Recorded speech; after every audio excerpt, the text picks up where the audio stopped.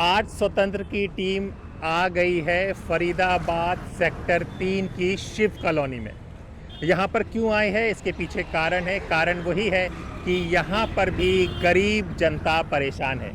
परेशानी की क्या वजह है, आइए समझते हैं, जानते हैं कि दिल्ली एनसीआर में जो ये अतिक्रमण हटाने के लिए गरीब के घर पे बिल्डोज़र चल रहा है वो क्यों चल रहा है। भाई साहब ये बताएंगे, ये धरना कब से चल रहा है? ये काफ़ी दिन से चल रहा है। अच्छा, कोई वजह है इसकी? इसकी वजह ये है, सभी अपने घर के लिए बैठे हुए हैं। घर के लिए बैठे हुए हाँ हैं? जी। मतलब कि हमारे ऊपर छत है। तो छत को कहाँ से खतरा आ गया? छत का खतरा आ गया सुप्रीम कोर्ट से, क्या से, बाकी खतरा ही है।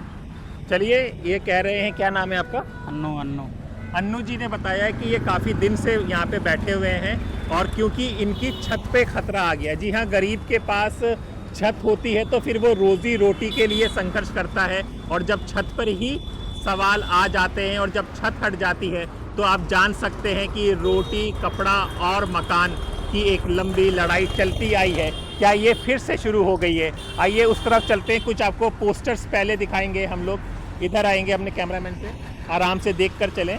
सड़क चल रही है, ये मेन सड़क है, आप देख सकते हैं। सड़क बड़ी तेज़ी से रफ्तार से गाड़ियां आ जा रही हैं। ये बोलने का मतलब ये है कि रफ्तार से गाड़ियां आ जा रही हैं, यानी कि कोई रुकावट बाध्य नहीं लग रहा है कि किसी कारण से कोई चीज़ रुकी हो या किसी का, जैसे अतिक्रमण से कहते हैं कि ट्रैफिक पे असर पड़ता है, ऐसा कुछ नहीं देख सकता। इधर देख सकते हैं आपके बड़े बड़े शोरूम्स और ये सब भी हैं यहाँ पर, और यहाँ पर ये धरना दिया हुआ है। वहीं पर हमारे सहयोगी विक्रांत यादव भी होंगे, उनसे जानेंगे कि आज क्या मकसद है।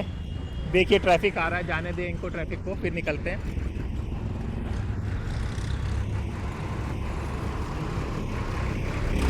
ये आप देख सकते हैं कि एकदम चलती हुई रोड है, कोई रोड में रुकावट नहीं है।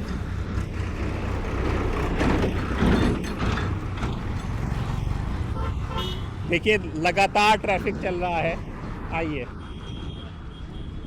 पहले आपको ये पढ़वा दूं कि क्या लिखा हुआ है यहाँ पर। देखिए वही लिखा हुआ है, रोटी, कपड़ा और मकान संविधान में है मेरा पहला अधिकार। संविधान बाबा साहब का बनाया हुआ संविधान, उसमें कहते हैं रोटी, कपड़ा और मकान संविधान में है मेरा पहला अधिकार। और ये लिख रहे हैं कि दिनांक 22/4/2025 को एचएसवी के अधिकारियों और पुलिस द्वारा बिना प्रशासन द्वारा बिना कोई नोटिस दिए, बिना किसी अधिकारी और कोर्ट के आदेश ज़बरदस्ती मेरी दुकान तोड़ दिया, मुझे सामान निकालने का भी मौका नहीं दिया। डीसी साहब मुझे न्याय चाहिए। तो ये न्याय मांग रहे हैं और न्याय के लिए ही ये प्रदर्शन हो रहा है। यहाँ पर आप देखिए लिखा हुआ है शिव कॉलोनी बचाओ, बाबा साहब की तस्वीर है। धरना प्रदर्शन है गैर कानूनी रूप में हमारे दुकान व मकानों को तोड़ने के खिलाफ है। ये सब आप देख सकते हैं, हाथ जोड़कर विनती है। 23 अप्रैल के करीब ये सब हुआ था, धरना प्रदर्शन आरंभ हुआ था। तो 23 अप्रैल से आप लगा सकते हैं कि तकरीबन 45वां दिन आज चल रहा है, और यहाँ पर ये लोग अपनी मांग के लिए बैठे हैं। गौतम बुद्ध की तस्वीर है और ये लोग न्याय इंसाफ मांग रहे हैं। यहीं पर हमारे विक्रांत यादव हैं, हम जानना चाहेंगे विक्रांत, यहाँ पर आज आने का क्या मकसद है? देखिए हैदर, हम लोग तो क्योंकि जहाँ पर भी खबर मिलती है कि कहीं पर गरीबों के साथ या बाकी लोगों के साथ उनके घर बहुत तोड़े जा रहे हैं आजकल पूरे दिल्ली एनसीआर में, तो मुझे खबर मिली थी कि यहाँ पर बहुत दिनों से, करीब 1.5 महीने से लोग धरने पर बैठे हुए हैं, कोई सुन नहीं रहा उनकी। ज़्यादातर एससी समाज के लोग हैं हमारे, और पिछड़े समाज के लोग हैं जिनके घर यहाँ पर हैं। आप देख सकते हैं रोड से इतनी दूरी पर इनके घर हैं, 50-60 साल पुराने घर हैं ये, और अब इनको सबको तोड़ा जा रहा है। किसी तरह का कोई नोटिस मिल नहीं रहा है अदालत से, कोई कोर्ट से नोटिस नहीं है, लेकिन सबको तोड़ा जा रहा है। आप इनको देखिए, आज धरने का 45वां दिन है, यानी 1.5 महीने से यहीं धरने पर ये लोग बैठे हुए हैं। और अभी मैं लखपत राय ये एडवोकेट और बाकी लोगों से बात कर रहा था, तो ये लोग बता रहे थे कि किस तरीके से ये कॉलोनी पुरानी बसी हुई है और अब इन सबके ऊपर घर बेघर होने का खतरा खड़ा हो गया है। एक बार अगर इनको यहाँ पर ले आए तो ज़रा आसानी से बात हो जाएगी। पानी का बिल, हाउस टैक्स सब दे रहे हैं।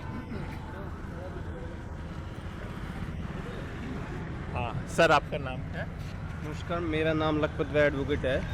और ये शिव कॉलोनी है, वार्ड 40 में ही आती है। अभी हाल ही में वार्ड पार्षद का इलेक्शन भी हुआ था, तो उस समय वार्ड 40 में यहाँ की वोटिंग हुई थी।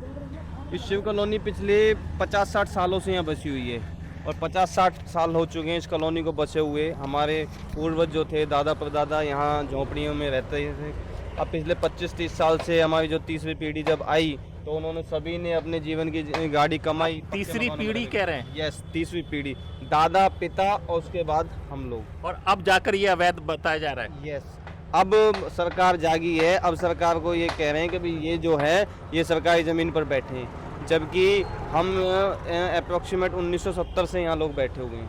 क्योंकि हमारे जो पूर्वज थे 1970 में उन्होंने जो हमारे जो राजा नाहर सिंह थे उनके वंशजों ने जब उनको गुजर बसर करने के लिए दिया तो उन्होंने अपने उस समय कच्चा हाउस बनाया था। कच्चा हाउस बनाने के बाद वो अपने गुजर बसर करने के लिए यहाँ रहना शुरू किया था। तब से अब तीसरी पीढ़ी उनकी यहाँ पक्का मकान, 25-30 सालों से पक्का मकान, यहाँ पक्के बिजली मीटर लगे हुए हैं, हाउस टैक्स यहाँ पर आ रहे हैं, यहाँ पर हमारे राशन कार्ड बने हुए हैं, यहाँ पर हमारे पहचान पत्र बने हुए हैं, यहाँ हमारे गैस कनेक्शन तक लगे हुए हैं। इसके अलावा जो भी लीगल डॉक्यूमेंट जो होता है, सरकारी दस्तावेज होता है, सरकारी स्कीम्स वगैरह की जो भी आती हैं, वो सारे दस्तावेज हमारे यहीं शिव कॉलोनी पर बने हुए हैं। विक्रांत, ये 1970 यानी कि 55 साल के करीब हो गया। 55 साल पुराने। और देखिए बिजली के कनेक्शन सब घरों में लगे हुए हैं, मैं देख रहा था, गैस के कनेक्शन है, और जैसे ये बता रहे हैं हाउस टैक्स भी भरते हैं। तो कोई ऐसी चीज़ जो कहा जाए कि सड़क पर अचानक से अवैध कब्जा हो गया, वैसा नहीं है। और ये घर देखिए, आप देखने से ही लग रहे हैं कि सालों पुराने यहीं पर ये लोग गुजर करते हैं। और उसके बाद इनका ये धरना प्रदर्शन 23 तारीख से शुरू हुआ है। इस गर्मी में, इस दोपहरी में ये लोग यहाँ पर बैठे हुए। अब देखिए, ये बता रहे थे अभी मुझे क्या कि हुआ? इनकी कमर यहाँ धरने पे बैठे हो गया, बैठे मतलब कमर में दर्द हुआ था, बाहर परेशान हो गई। तो इस वजह से मैंने जो बेल्ट लिया था 1200 रुपये की बेल्ट दी है, तो इस वजह से मतलब परेशानी की वजह से मैंने बेल्ट लिया। क्या आपकी उम्र होगी? मेरी है 65 साल की। अब 65 साल के उम्र का आदमी 45 दिन से बैठा हुआ है, तो आप हालत देख सकते हैं आपकी। तो कुछ कहीं से कुछ आश्वासन, कहीं से कुछ नहीं मिला है, कोई देने को नहीं आता। वे यहाँ हमारे डेली मतलब फोटो होते हैं, यहाँ बैठते भी हैं। आज तक किसी विधायक ने, कई मंत्री ने कोई देने को नहीं आया। क्यों बैठे हो, क्या बात है? हमने जिलाधिकारी साहब को भी ज्ञापन दे चुके हैं। हमारा जो मामला है वो सभी के, यहाँ के विधायक के, सांसद के, मंत्री, इवन हमारे मुख्यमंत्री श्री नायब सिंह सैनी जी के भी संज्ञान में 2 बार हम सीएम हाउस तक भी अपनी फरियाद दे के आ चुके हैं, लेकिन अभी तक सरकार ने हमारी तरफ कोई ध्यान नहीं दिया है। और जिस तरीके से 1.5 महीना हो चुका है, आप लोग देख रहे हो, तपती धूप में बूढ़े भी, बच्चे भी, जवान भी, लेडी भी सब बैठी हुई हैं और धीरे धीरे करके वो किसी ना किसी बीमारी से ग्रसित होते जा रहे हैं। जैसे इन्होंने बताया कमर, हाँ मैं दिखा देता हूँ, आइए आप लोग। अभी जो 22 अप्रैल को जो कार्रवाई की गई थी, हाँ, 22 अप्रैल को जो कार्रवाई की गई थी, यहाँ पहला पंजा चलाया गया था। ये मुन्नी देवी का हाउस है। ये एक दुकान हुआ करती थी, अपने जीवन भर की कमाई एक एक पैसा जोड़ जोड़ के उन्होंने दुकान बनाई थी। उनका बच्चा मिस्टर अभिषेक वो यहाँ अपना जीवन यापन करने की रोजी रोटी कमाता था, और वो पूरी की पूरी दुकान किस तरीके से निस्त नाबूद आपके सामने ये आप देखिए। इसके बाद आप आ जाइए इधर, ये नानक जी हैं, इनकी पूरा हाउस हुआ करता था, पूरा पीछे तक मकान हुआ करता था, ये पूरे मकान हुआ करता था। आज इनके पास ये 5x5 का बस ये खाद डालने की जगह है। अब आप, भाई इनका है? हाँ ये इनका, ये नानक जी है साहब। कुछ नोटिस वोटिस सुना है, मिला था कि क्या हुआ? नहीं, कुछ नहीं मिला जी, अच्छा, कुछ नहीं मिला था, कुछ भी नहीं। अचानक आए और अचानक आए, ना कोई नोटिस, ना कोई कुछ भी नहीं था, ना नोटिस, ना कोई खबर, ना कुछ। आए और तो तोड़ फोड़ कर दी। विक्रांत, वही है कि कुछ ना कुछ नोटिस मिल रहा है, ना कुछ वो हो रहा है। जिस तरह से हमने सुना है कि एक चाल चल रही है कि ये सब तो एक वर्क से ताल्लुक रखते हैं, क्या यही कारण है? देखिए क्योंकि कोई नोटिस नहीं है। मैंने आते ही सबसे पहले पूछा कि तोड़फोड़ से पहले कोई नोटिस तो आया होगा, किसी एजेंसी का नोटिस आया होगा, कोर्ट का कोई आदेश होगा। इनका कहना है कि कोई ऐसा आदेश नहीं है, और सिर्फ मनमाने तरीके से इनके आकर के बुलडोजर यहाँ पर चला दिया गया। अब आप देख सकते हो, ये 5x5 में आदमी रहेगा, सोएगा, खाएगा, क्या काम करेगा?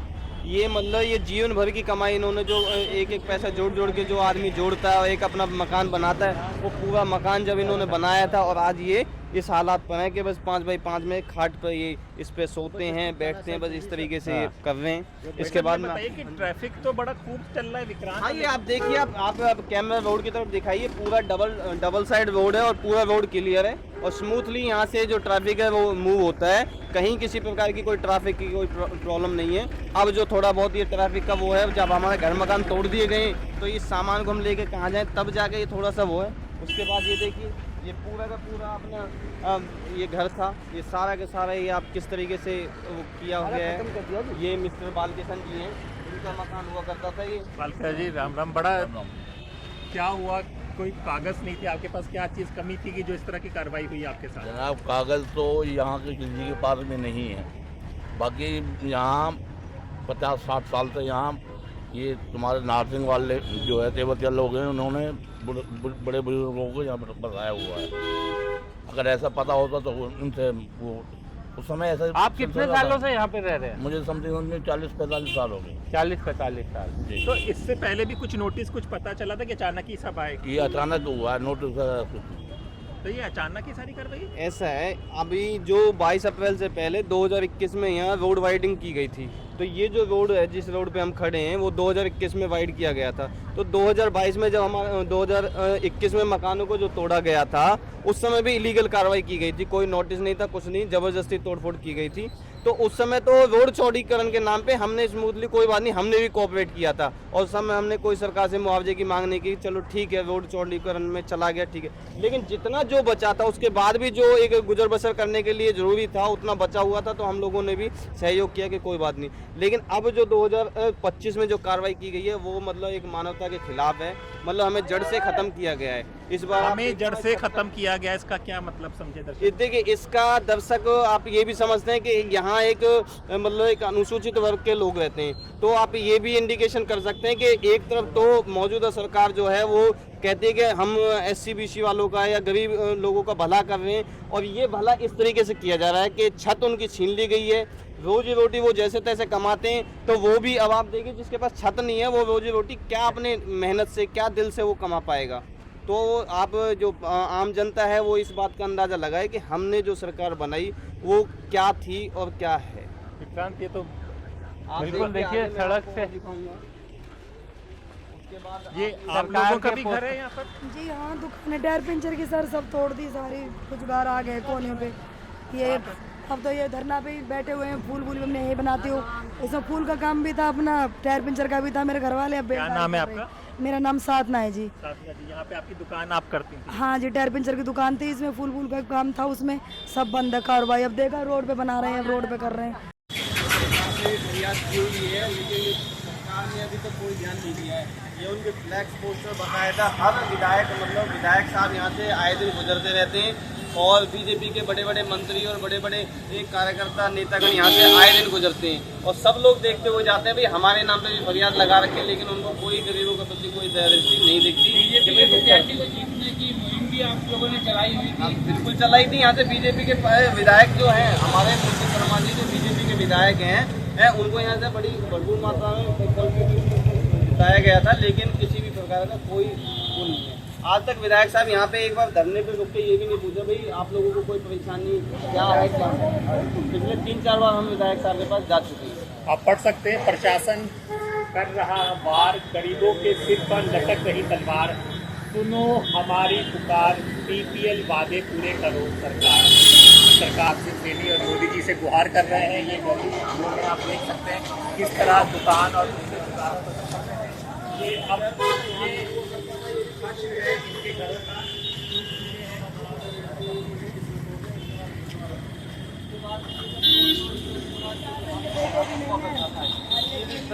तोड़ा गया है।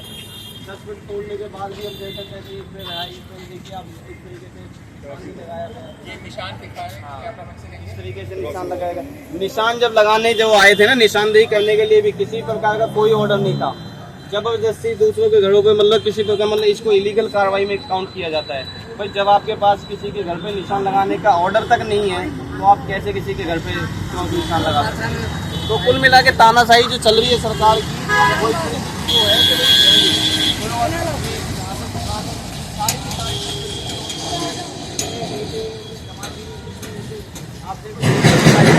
कैमरामैन यहीं से दिखाओ, अंदर रखी हुई है सारी दुकान जो है वो टूट गई थी।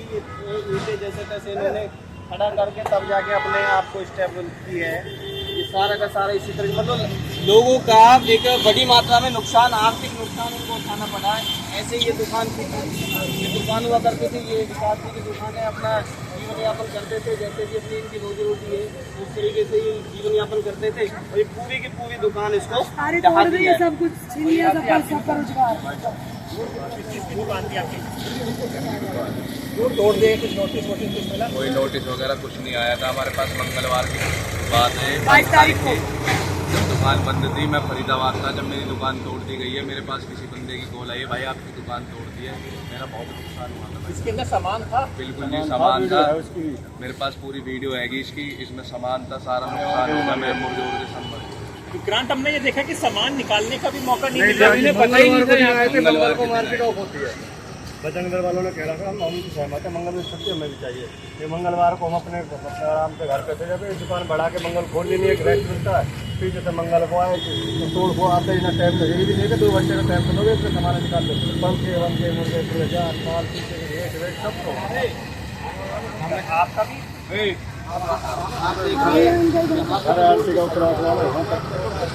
खबर मिली थी, कुछ आया था? क्या नाम है आपका? क्या नाम? जगवती जी, कब हुआ था ये हादसा? क्या कर रहे थे आप? कुछ आपको पता है? 22 तारीख। तो कुछ आपको निकलने का मौका क्या कहा उन्होंने, कुछ बताइए? कुछ नहीं बोला, निकलने का मौका नहीं दिया। बच्चे भी हैं, सियाने बच्चे हैं, बच्चे नहीं है, कुछ नहीं है, अकेले हैं, विधवा है, ना तो कोई हमारे ससुर जी नहीं, कोई है, सब कुछ उन्होंने बिना उसके तोड़ दी गई, सब कुछ छीन लिया, इनमें कुछ भी नहीं है। रोटी रहती है अकेली, बड़ी बड़ी घर मकान सब, लैट्रिन बाथरूम भी सब तोड़ दिए। कहाँ जाए बड़ा बूढ़ा, कहाँ ये रोड आप दिखाएंगे, एक कितना चौड़ा सारा ये बहुत चौड़ा रोड है। हाँ, आप ये देख सकते हैं, यहाँ पे बोर्ड लगा हुआ है, कार्यालय और ये पूरा का पूरा ये चौड़ा रोड, पूरा रोड है। यहाँ पे जो हमने आपको शुरू में भी दिखाया था कि आना जाना है, यहीं पर ये कॉलोनी बचाओ आंदोलन चल रहा है 23 अप्रैल से। और ये जो लोग हमारे साथ हैं, ये सब इसी यहाँ के निवासी हैं सब। तो अब आगे का क्या सोचा है आप लोगों ने? देखिए आगे का भी हम ये देख रहे हैं कि भाई सरकार, मैं आपको आगे दिखा दूँ कि अभी हमारी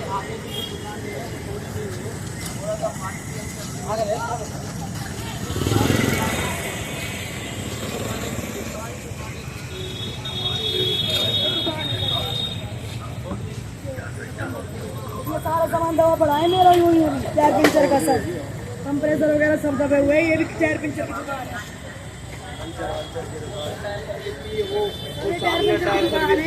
दोनों ये टायर पंचर की मार्केट थी, ये तीनों 4 दुकानें टायर पंचर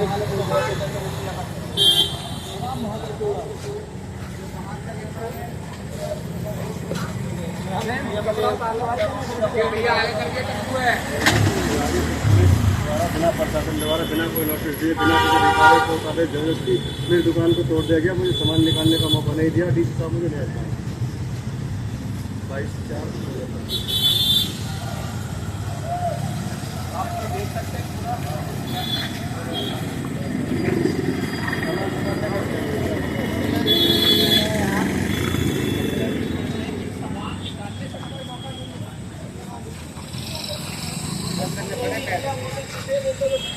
जैसे अपनी जान बचाने के चलते हम लोग को बाहर आ गए, अगर वो बाहर नहीं निकलते, कोई छोटे मोटे बच्चे सोए रह जाते तो पता लगता कि वो उस पर भी बुलडोजर चला दिया गया है। इस तरीके की जो अत्याचार किया गया है, ये सारी के सारी यहाँ पे ये शॉप हुआ करती थी, ये रेजिडेंस है। उन्होंने जैसे तैसे अपना एक शटर लगाया हुआ था कि लोग के दर से जो आते हैं उसके लिए दरवाजा लगा शटर लगा, सारे के सारे शटर तोड़ दिए गए थे। क्योंकि पहले ये कहा जा रहा था कि भाई दुकानों को तोड़ा जा रहा है, दुकानों को तोड़ा जा रहा है, लेकिन बाद में जिस तरीके से उन्होंने घर के लिए भी कार्रवाई करते चलेंगे तो वो धीरे धीरे सारा ही वो वहाँ तक तोड़ यहाँ पे दिखाऊंगे। आप देखिए ये पूरा का पूरा ये मंदिर की जगह थी, यहाँ से सारा तोड़ फोड़ की गई थी। ये हमारी अंतिम तोड़ फोड़ कार्रवाई हुई है। ये सब के सब ये 22 अप्रैल को की जाएगी।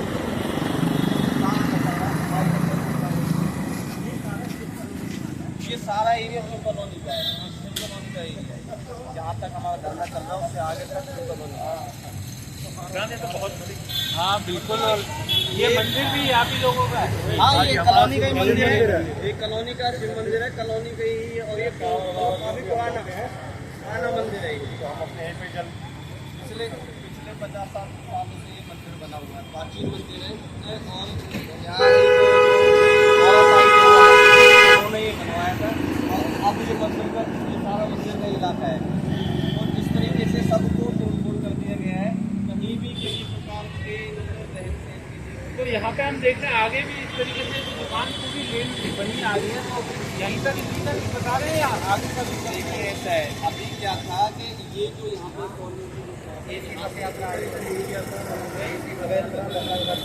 उसके बाद उन्होंने कहा कि इधर इधर के जो है वो विदाउट कहा है कि एक्वायर हो रखी है। और लेकिन जब आप 40-50 साल से एक जगह पर रह रहे हैं तो एक लॉ है एडवर्स पोजेशन लॉ, वो कानून ये कहता है कि अगर आप सरकारी ज़मीन पर भी पिछले 30 सालों से कब्जे में यदि हैं तो वो ज़मीन आपके हक में चली जाएगी। ठीक है, ये सरकार ने एक पॉलिसी चला रखी है। सरकार की पॉलिसी का नाम है स्वामित्व योजना। स्वामित्व योजना भी ये कहती है कि 20 साल से जिसका कब्जा है उसको मालिक बना। लेकिन अगर आपको कहीं से हटाते भी, अगर आप पुराने कब्जाधारी हैं 40-50 साल से रह रहे हैं तो दूसरी जगह जमीन दी जाती है, निर्वास किया जाता है। देखिए आप हमारा घर छीन रहे हो, हम ये कह रहे हैं कि भाई चलो ठीक है, अगर आपका सरकार का यहाँ पर प्रोजेक्ट आ गया है। वैसे तो अभी तक हमने विधायक साहब से भी पूछा, CM साहब से भी पूछा और जितने अधिकारी महोदय हैं उनसे भी पूछा, यहाँ किसी प्रकार का कोई प्रोजेक्ट नहीं है सरकार का। केवल जो हमने बताया कि कहीं ना कहीं एक राजनीति के चलते हमें यहाँ से जबरदस्ती हटाया जा रहा है। अन्यथा हमने जब हम CM साहब तक भी एप्लीकेशन लेकर गए ना तो वहाँ भी हमारे एक नाम पहुँचा था कि वहाँ पे ये नाम है। उसके बाद हमारे तो पुनर्वास जैसी भी कोई बात अभी तक शुरू नहीं हुई। देखिए हमारी तो सरकार से डिमांड है, हमारी सरकार से 45 दिन हो गए धरना देते हुए। किसी भी अब ये बड़े बुजुर्ग हैं, कोई किसी की भी जान जा सकती है, तपती धूप में लू में बैठे हुए हैं। अगर किसी की जान चली जाती है इस अवस्था में तो कौन जिम्मेदार होगा? क्या सरकार इसका जिम्मा उठाएगी? मैं तो यही कहूँगा कि यदि धरने पे बैठे हुए किसी भी व्यक्ति की जान चली जाए तो यहाँ के नेतागण, यहाँ के अधिकारीगण और यहाँ के CM साहब ही उस जान जाने का कारण रहेंगे।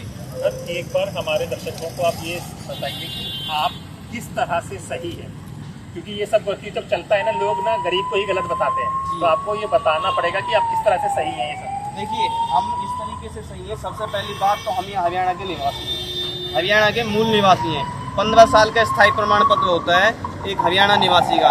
यहाँ ऑलरेडी 45 साल से लोग रह रहे हैं। तो एक तो हम हरियाणा के निवासी हैं, यहीं के वोटर हैं, यहीं के हम राशन कार्ड होल्डर हैं और यहीं से हमारा सब कुछ जन्म मरण सब यहीं चल रहा है। इसके अलावा यहाँ सरकार को जो भी हाउस टैक्स आ रहा है वो हम पे कर रहे हैं। हमारे सरकारी बिजली मीटर लगे हुए हैं वो हम टाइम पे बिजली बिल भर रहे हैं। इसके अलावा सरकार की जो भी कोई और यहाँ पे योजना के तहत कोई भी कार्य होता है तो उसमें भी हम भाग लेते हैं। सबसे बड़ी बात उसके अलावा जो ये बात सही है कि जब हमें जो दी थी, देखिए आप सभी जानते हैं, यदि आज भी हम अपने स्वेच्छा से जो दान में दे देते हैं तो वो दान उसका हो जाता है। हम भली बात ही, दान का नियम यही है कि दान में हमने अगर किसी को कोई वस्तु दे दी, चाहे वो हमारी कितनी कीमती सही, वो वस्तु हमने अगर दान में दे दी तो वो उसकी होगी। बाद में यदि कोई दूसरा आदमी आके उसको कहेगा कि ये वस्तु मेरी थी तो ये मतलब औचित्य नहीं बनता है। और अभी जो सरकार कहती है 1979 में जो एक्वायर करी, 1979 से पहले हमारे पूर्वज यहाँ झोंपड़ी बना के जो रह रहे थे उसी समय उन लोगों ने कब्जा क्यों नहीं लिया? आज 40 साल बाद उन्हें कब्जे का वो याद आ रहा है। 50-60 साल बाद उन लोगों को याद आ रहा है कि हम इनसे कब्जा लें। केवल कब्जा कुछ नहीं, केवल क्या है वो लोग ये चाहते हैं कि भाई इन गरीबों को यहाँ मतलब अब उनकी नज़र में हम गंदगी हैं। अब उनकी नज़र में हम ये NCR शहर में गंदगी के रूप में नज़र आ रहे हैं उन लोगों को कि भाई ये गंदगी है, इस गंदगी को साफ करा। ठीक है, जबकि वो ये नहीं सोचते कि भाई यहीं इन्हीं लोगों के घरों की बहू बेटियां, इन्हीं लोगों के मजदूर वर्ग के लोग घर जाकर आपके घरों को चमकाने का काम करते हैं, आपके घरों को साफ सुथरा रखने का काम करते हैं। आपके घरों में मतलब खराब होने वाली चीज़ों का ठीक करने वाले ये लोग हैं। ये वो कामगार मजदूर वर्ग हैं, मिस्त्री लोग हैं जो आपके घरों को बनाने में, आपको तरक्की ऊंचा उठाने में मदद करते हैं। अभी हमारी जो मांग है अभी सरकार से हमारी ये मांग है कि ये प्रोजेक्ट में कहीं आ गया है और यहाँ से उठाना हमें जरूरी समझा जा रहा है। तो देखिए हमें यहाँ एक छत्तीसगढ़ दिया जाए और वो भी वहाँ पे सरकारी हुआ है। आप हमें वहाँ पे प्लॉटिंग कर दें और किस्तों में हमसे पेमेंट लेना शुरू कर दें। भाई सभी के सभी पूरी कॉलोनी ये तैयार है, कभी ठीक है, हम लोग भी नहीं चाहते कोई हमारे पूर्वज अगर यहाँ ना बिठा के गए होते तो शायद हम लोग यहाँ नहीं बैठते, क्योंकि देखिए हमारे बाप दादा जहाँ छोड़ गए तो वही हमारा अपना घर है। अब हमें नहीं पता था उस समय जब ये ऐसा है, ये तो हमें जो अब सरकार ने कार्रवाई, तो हमारी सरकार से ये डिमांड है कि आप यहाँ सक्सेसफुल में 36 एक जगह है, 36 गज में ये 70 घर हैं, 70 घरों के लिए एक काफ़ी स्पेस है।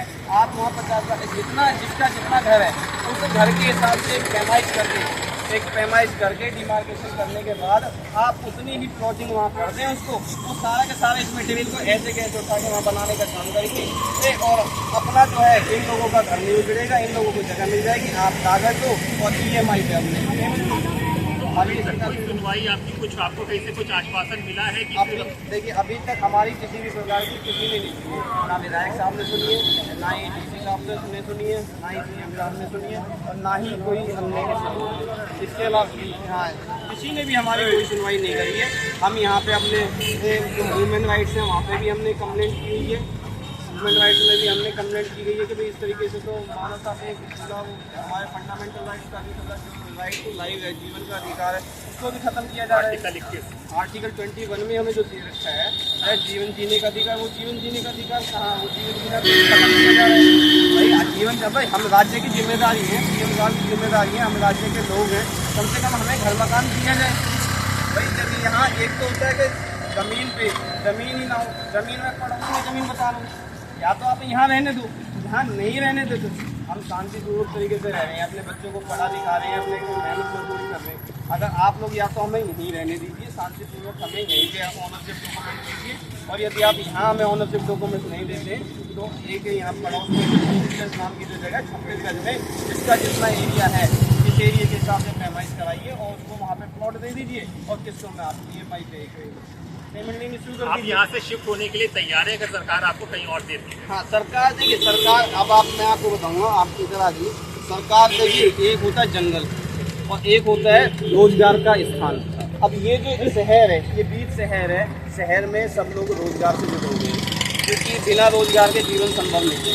तो जो हमारे घर की बहू बेटियाँ हैं ये पास में सेक्टर 3 है, तो यहीं इन्हीं लोगों के घरों में अपने साफ़ सफाई का काम करके अपना जीवन यापन करते हैं। यहाँ पे मजदूर चौक है तो हमारे जो भाई बंधु हैं जो मजदूरी करते हैं वो यहाँ से आसानी से मजदूरी पा जाते हैं। तो इसलिए हमें शहर के बीचों बीच कहीं भी रखा जाएगा तो वहाँ तो हमारा जीवन संभव है, अन्यथा नहीं तो कहीं जंगल में ले जाके हमें छोड़ दिया जाए तो वहाँ हमारा जीवन संभव क्या है। तो उससे तो फिर ये लोग सब अड़े हुए हैं कि भाई या तो हम जहाँ जिन मकानों में हैं, जहाँ हमारे पूर्वज जहाँ रहते आए, हमारा घर परिवार बचपन की यादें तक यहाँ से जुड़ी हुई है, या तो हमें यहीं पे ऑनरशिप दे दी जाए यहाँ हम रहने को भी, या हमें इसी से पड़ोस में ही, क्योंकि सभी के अपने काम धंधे से तो यहाँ जो 36 गज में जो खाली जगह है आप वहाँ दे दीजिए और किस्तों में हमसे पेमेंट लेना शुरू कर दीजिए।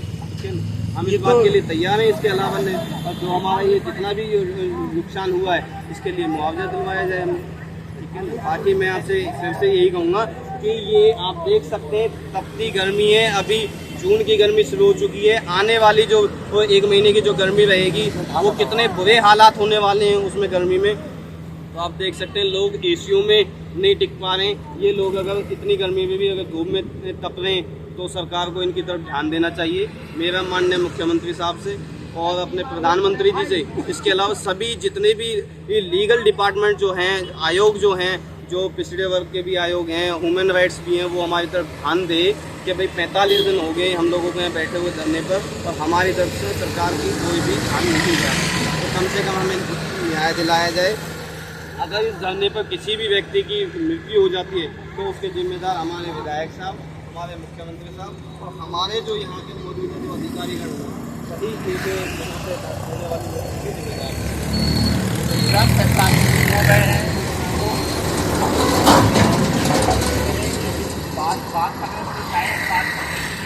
चढ़ा दीजिए ऐसी जगह पे जाते हैं रोजगार ना। देखिए बिल्कुल, अगर सरकार को कहीं ज़मीन की ज़रूरत है तो सरकार को लेने से कोई नहीं रोक सकता, लेकिन किसी को आप बिजनेस नहीं कर सकते।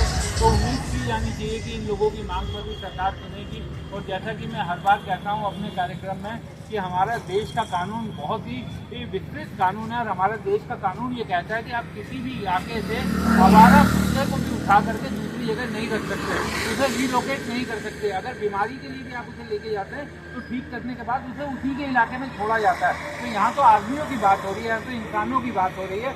अगर आप यहाँ भी बेघर कर रहे हैं, 40-50 साल से लोग रह रहे हैं, तो क्या सरकार इनके बारे में सोच रही है, वो सब चीज़ें बताई जानी चाहिए।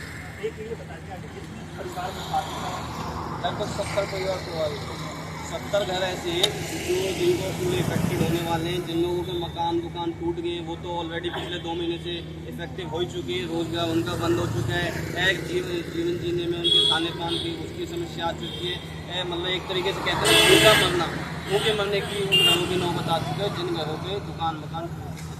तो ये देखिए 45 दिन से ये धरना प्रदर्शन कर रहे हैं एक मांग को लेके और मेन स्ट्रीम मीडिया यहाँ से गायब है। इनकी खबर, इनकी आवाज़ कहीं नहीं सुनाई दी जा रही है। इनका घर तोड़ दिया गया है, 70 लोग इससे प्रभावित हुए, 70 परिवार इससे प्रभावित हुए हैं और इन लोगों की मांग है कि भाई जो इनको मुआवजा मिले और अगर सरकार की ये ज़मीन है वो इसको लेना चाहती है तो इन्हें पुनर्वास यानी कि किसी दूसरी जगह पर जगह दे दे जहाँ से ये अपना काम धंधा कर सके और रोजी रोटी कर सके। तो ये देख सकते हैं आप, ये दिल्ली एनसीआर है विक्रांत, और यहाँ पर इस तरह के हालात एनसीआर में इस तरह की कार्रवाई आजकल चल रही है। हो सकता है सरकार की इनके पीछे कोई योजना हो, लेकिन सरकार मुझे लगता है कि ध्यान देगी, क्योंकि किसी को भी सड़क पर नहीं छोड़ा जा सकता। अगर ये 50 साल से रह रहे हैं तो इनके पुनर्वास की जिम्मेदारी सरकार की बनती है। उम्मीद की जानी चाहिए कि हरियाणा सरकार भी निभाएगी, डबल इंजन की सरकार है, केंद्र में भी बीजेपी की सरकार है और राज्य में भी बीजेपी की सरकार है। जी हाँ, उम्मीद है कि सरकार अपना वादा निभाएगी और इन लोगों को देगी। जो कुछ भी होगा आपको दास स्वतंत्र पर बताया जाएगा। विक्रांत यादव हमारे साथ थे, उन्होंने जो सब कुछ बताया। स्वतंत्र की टीम को ये लेके जाते हैं जहाँ जहाँ गरीबों की आवाज़ दबी जाती है, जहाँ जहाँ उनकी आवाज़ें नहीं उठ जाती। तो हम लोग का ये प्रयास है कि स्वतंत्र में हमने स्वतंत्र नाम ही रखा है, कम से कम उनकी आवाज़ को तो स्वतंत्रता मिले। बिल्कुल बिल्कुल बिल्कुल लोग दिखाई देना चाहिए। चलते हुए दृश्य देख लीजिए किस तरीके से घरों में क्रॉस का निशान लगा हुआ है और खतरे की घंटी बजी हुई है जो किसी भी समय बज जाएगी और ये मकान तोड़ करके खंडर कर दिए जाएंगे। तो जो कुछ भी होगा इनकी ज़िंदगी में और भी किसी की गरीब की ज़िंदगी में वो आपको दास स्वतंत्र में देखने को मिलेगा। तो विक्रांत यादव और अपने दोस्त हैदराबाद नकवी को इजाज़त दीजिए, फिर होगी मुलाकात एक नई जगह पर एक नए गरीब मजलूम की आवाज़ के साथ। तब तक के लिए नमस्कार। हमारे चैनल को कृपया लाइक करें, सब्सक्राइब करें और अपने साथियों से भी जरूर करवाएं। शुक्रिया।